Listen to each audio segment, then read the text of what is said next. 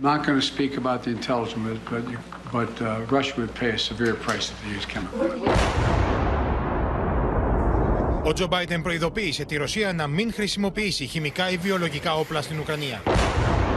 Το καταστροφικό σενάριο της χρήσης όπλων αυτού του τύπου εν μέσω πολέμου κυριάρχησε στην έκτακτη συνεδρίαση του Συμβουλίου Ασφαλείας του ΟΗΕ που συγκάλεσε η Ρωσία. Ο πρεσβευτής της κατηγόρησε την Ουάσιγκτον πως διευθύνει δεκάδες εργαστήρια βιοχημικού πολέμου στην Ουκρανία. В распоряжении российского Минобороны оказались документы, которые подтверждают, что на территории Украины сформировалась сеть из, по крайней мере, 30 биологических лабораторий, в которых проводятся крайне опасные биологические эксперименты, нацеленные на усиление патогенных свойств чумы, сибирской язвы, толеремии, холеры и других смертельных болезней с использованием синтетической биологии. Эта работа ведется при финансировании и непосредственном кураторстве Управления Министерства обороны США по снижению военной угрозы. We know quite well that the manic obsession with which Putin fantasizes about non-existent biological or chemical weapons or hazards in Ukraine is very dangerous. It may actually point at Russia preparing another horrific false flag operation. So what else are you going to use against Ukraine? What is next? Ammonia? Phosphorus?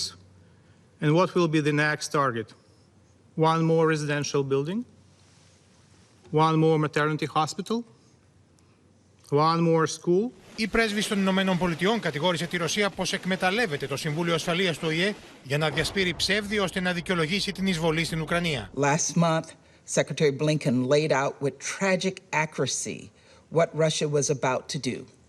He specifically warned that Russia would manufacture a pretext for attack and even cautioned that Russia would fabricate allegations about chemical or biological weapons to justify its own violent attacks against the Ukrainian people. Today, the world is watching Russia do exactly what we warned it would.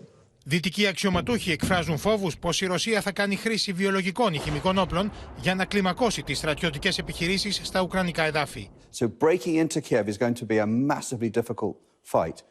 And this is where the spectre of chemical weapons appears to be raised by Russia, because if the Russian assault stumbles or is stalled by the Ukrainians, one way they may elect to unstick that is by using chemical weapons against the city, with all the abhorrent effects that will have. A chemical weapon is something that's intensely toxic. There are a variety of different kinds.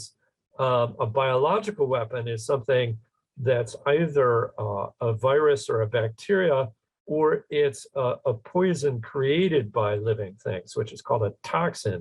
Από την άλλη, οι Ρώσοι αξιωματούχοι κατηγορούν την Ουάσιγκτον πως διευθύνει προγράμματα βιοχημικού πολέμου σε τουλάχιστον 300 εργαστήρια σε όλο τον κόσμο.